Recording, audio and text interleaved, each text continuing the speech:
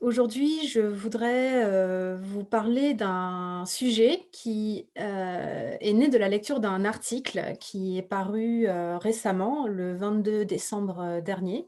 Cet article portait sur un jugement de la Cour suprême, norvégienne qui allait bientôt être rendu et ce jugement était extrêmement attendu car il allait, peut-être, potentiellement, empêcher, l'État norvégien de continuer à extraire du pétrole au sein de l'Arctique.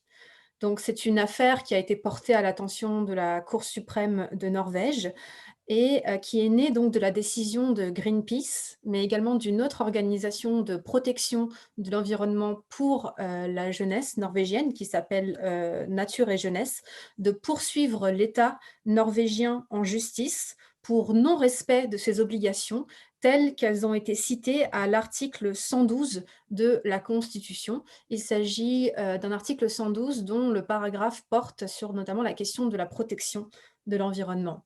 Donc l'affaire a d'abord été portée à l'attention d'un tribunal de première instance, puis, est passée à la cour d'appel et puis est finalement arrivée devant, la Cour suprême. Donc avant d'aller plus loin, je vais revenir un petit peu sur, cette question de l'article 112. Il faut savoir que c'est en 1992 que le Storting, qui est donc le nom du parlement, norvégien, c'est en 1992 que le parlement de Norvège décide de doter la constitution d'un article, l'article 112, dont je vais vous lire le premier alinéa parce que je trouve qu'il est intéressant et c'est au nom de cet article que, Greenpeace et Nature et Jeunesse avaient décidé de poursuivre l'État norvégien. Donc, je cite: «Tout individu a le droit de bénéficier d'un environnement naturel dont la productivité et la diversité soient préservées.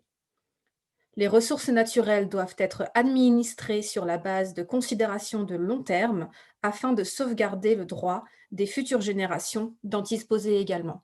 Alors j'ai tenu à vous lire cet article parce que je trouve très intéressant le fait qu'il ait vu le jour en 1992 et qu'on y retrouve déjà, la notion de développement durable puisqu'il est question de préserver l'environnement pour que, les générations futures puissent également en profiter et cela montre bien à quel point la Norvège, au fil de l'histoire, a souvent eu ce rôle de pionnier, dans, la protection, de l'environnement. Donc en poursuivant l'État norvégien en justice, Greenpeace et consorts poursuivaient un double objectif. Il s'agissait en premier lieu de préserver un milieu sensible, très sensible, qui est l'Arctique pardon, et il s'agissait également de contraindre l'État norvégien à prendre ses responsabilités vis-à-vis des émissions de CO2 qui résultent de son activité pétrolière. En effet, comme vous le savez, la Norvège, apparaît généralement comme étant un pays très soucieux de l'environnement, mais il existe un revers beaucoup plus sombre à, cette médaille qui peut apparaître comme étant très reluisante à première vue. C'est le fait que la Norvège est également une grande puissance pétrolière. C'est, même l'un des pays qui extrait le plus de pétrole par habitant. Derrière des pays qui disposent, eux, d'une réputation environnementale beaucoup moins reluisante, tels que, par exemple, le Qatar, le Koweït, la Guinée équatoriale ou les Émirats arabes unis. Donc il faut savoir qu'actuellement, la majeure partie, du pétrole, norvégien provient d'opérations de forage qui sont conduites en mer du Nord. Mais une large portion de la production pétrolière à venir pourrait bientôt provenir d'exploitations qui seraient, elles, basées en mer de Barents, c'est-à-dire beaucoup plus au nord, déjà dans le cercle arctique. En effet, dès 2017, la Norvège a décidé de, lancer un certain nombre d'opérations d'exploration afin de mettre au jour des gisements, de gaz naturel et de pétrole dans cette zone et c'est justement cet octroi de nouveaux permis, d'exploitation que contestent, Greenpeace et Nature et Jeunesse. Malheureusement, ils ont été déboutés, donc ils n'ont pas eu gain de cause auprès de la Cour suprême mais il est vrai qu'une victoire aurait finalement déjoué tous les pronostics. Comme vous vous en doutez, il est très difficile, lorsqu'on poursuit, l'État en justice, eh bien, de gagner. Cette, opération judiciaire a également été extrêmement coûteuse pour, Greenpeace et Nature et Jeunesse, bien que, un certain nombre d'avocats aient proposé, leurs services, gratuitement. Mais s'ils ont refusé de jeter l'éponge, même face à un tel obstacle, c'était un petit peu une lutte, de David contre Goliath, C'est parce que Greenpeace et Nature et Jeunesse espéraient établir un précédent juridique qui ferait date et qui marquerait un tournant, un point d'inflexion dans l'histoire d'exploitation pétrolière, pardon, de la Norvège, puisque s'ils avaient eu gain de cause, eh bien, la Norvège aurait tout simplement dû abandonner ces activités pétrolières en mer de Barents. Côté État norvégien, les enjeux sont tout d'abord économiques et financiers. Le secteur du pétrolier, c'est un secteur énorme qui pèse beaucoup dans l'économie norvégienne, qui représente 200 000 emplois directs et indirects. Et il faut savoir que les revenus qui sont générés par les activités pétrolières de la Norvège vont dans un fonds souverain qui a vu le jour en 1990. Un fonds souverain, c'est quoi? Un fonds souverain, c'est un fonds d'investissement qui est contrôlé directement par l'État et donc détenu par l'État. Il faut savoir que tous les revenus des exploitations pétrolières norvégiennes vont dans ce fonds souverain qui est le plus gros fonds souverain du monde puisqu'il pèse plus de 900 milliards d'euros. Il est tellement énorme qu'on estime qu'il contrôle à lui seul 1,4% de la capitalisation boursière mondiale. Là où le bas blesse, et là où l'État norvégien est confronté à un dilemme, c'est qu'il souhaite d'une part maintenir ses activités pétrolières, mais de l'autre également respecter ses obligations, qui consistent à maintenir la Norvège sur une trajectoire de réchauffement climatique inférieure à 2 degrés dans le cadre de l'accord de Paris. Or, aujourd'hui, on estime que pour atteindre cet objectif, 82% des réserves d'hydrocarbures qui sont aujourd'hui connues, qui sont aujourd'hui cartographiées, doivent à tout prix rester dans le sol et ne surtout pas être exploitées et utilisées. Ainsi, on peut donc comprendre qu'effectivement, l'octroi de nouveaux permis d'exploration et d'exploitation en mer de Barents en 2021 a de quoi susciter un émoi tout à fait légitime.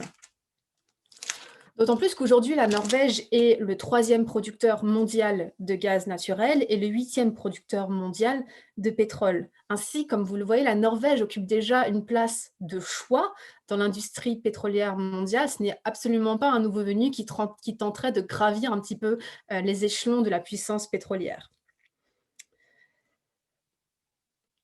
Autre fait intéressant, aujourd'hui, les chercheurs estiment que les émissions de CO2 qui résulteraient de la consommation de l'ensemble des réserves connues de gaz naturel, de pétrole et de charbon seraient 3 fois supérieures à ce qu'on peut effectivement se permettre de consommer pour atteindre ce fameux objectif de 2 degrés de réchauffement climatique. On comprend bien donc, à l'aune de tout ceci, que la concession de permis d'exploration afin de trouver des nouveaux gisements en mer de Barents est complètement incompatible avec les ambitions climatiques que la Norvège s'est elle-même fixées. Je rappelle que la Norvège n'est pas membre de l'Union européenne et qu'elle s'est elle-même fixé un objectif de réduction de ses gaz à effet de serre à l'horizon 2030 de 50 voire de 55%. Personnellement, aujourd'hui, je pense qu'il est grand temps que la Norvège joigne le geste à la parole et abandonne effectivement ses activités pétrolières. Et je pense également que le choix cornélien auquel l'État norvégien prétend être confronté n'a rien d'une gordien et a tout d'une évidence, et ce pour 3 raisons que je vais maintenant vous détailler. Premièrement, les effets du réchauffement climatique se font déjà sentir en Norvège, qui n'est absolument pas épargnée. Au sein des pays scandinaves comme ailleurs, l'année 2020 a été l'année la plus chaude jamais enregistrée. En Norvège, également, les précipitations annuelles ont augmenté de 20% en l'espace de 100 ans. Et la Norvège, comme son voisin la Suède, n'est pas du tout épargnée par le phénomène de feux de forêt qui résulte d'épisodes caniculaires. Et bien qu'il soit encore aujourd'hui beaucoup trop tôt pour l'affirmer, le glissement de terrain qui s'est produit il y a quelques jours au nord d'Oslo et qui a coûté la vie à 10 personnes pourrait être un phénomène qui pourrait avoir tendance à se multiplier dans le temps. Deuxième raison, je trouve qu'il y a une certaine hypocrisie à s'enrichir sur le dos d'une production pétrolière lorsqu'on sait que cette production pétrolière est très largement destinée à l'exportation et non pas du tout à une consommation intérieure. Pour que vous le compreniez bien, je vais vous donner quelques chiffres. Le pétrole en Norvège représente 36% des exportations du pays en termes de volume et 50% des exportations du pays en termes de valeur. Par ailleurs, la Norvège tire 95% de son électricité de l'hydroélectrique grâce aux quelques 1625 centrales hydroélectriques qui parsèment son territoire. Elle produit tellement d'électricité grâce à l'hydroélectrique qu'elle a tendance à exporter de façon très régulière le surplus d'électricité ainsi produit vers le Royaume-Uni et vers le Danemark. Par ailleurs, la consommation locale d'hydrocarbures en Norvège est d'autant plus réduite que ce pays est un véritable champion de la voiture électrique. En 2019, les voitures électriques représentaient 60% des ventes de véhicules neufs. Ainsi, la Norvège n'a absolument pas besoin du pétrole qu'elle produit. Elle n'en a pas besoin pour son énergie, mais elle n'en a même pas besoin pour ses revenus. C'est-à-dire qu'elle n'en a pas besoin de façon interne, mais elle n'en a même pas besoin de façon externe. Et j'arrive maintenant à la troisième raison pour laquelle j'estime que la Norvège devrait démanteler son industrie du pétrole. C'est qu'il est absolument faux d'affirmer aujourd'hui que la prospérité du pays dépend du maintien de son activité pétrolière. Le fonds souverain que j'évoquais tout à l'heure, a atteint des proportions telles que le retour sur investissement suffit à lui seul à approvisionner les comptes publics norvégiens et non pas le capital. Cela signifie qu'aujourd'hui, la Norvège pourrait complètement abandonner son activité pétrolière et du jour au lendemain, et elle pourrait continuer de se reposer sur les lauriers de la richesse qu'elle a créée pendant des décennies. Et contrairement à d'autres pétromonarchies, la Norvège dispose d'autres revenus que cette seule manne pétrolière pour le budget annuel de son État. Elle dispose notamment de revenus très confortables qui sont issus du prélèvement de la TVA et du paiement de l'impôt dont s'acquitte le contribuable norvégien. Ainsi, comme je l'ai dit, la Norvège pourrait tout arrêter du jour au lendemain et elle n'en serait pas plus pauvre pour autant. J'en arrive à ma conclusion. Si les notions de révolution verte et de transition écologique dont on nous rebat les oreilles à longueur de journée sont plus qu'un seul ramassis de belles paroles, alors une fois de plus, j'estime que la Norvège devrait démanteler cette industrie. La Norvège a tendance à se défendre en avançant l'idée que si elle arrêtait de produire du pétrole, elle laisserait un vide qui aurait tôt fait d'être comblé par les productions issues des pays du Golfe.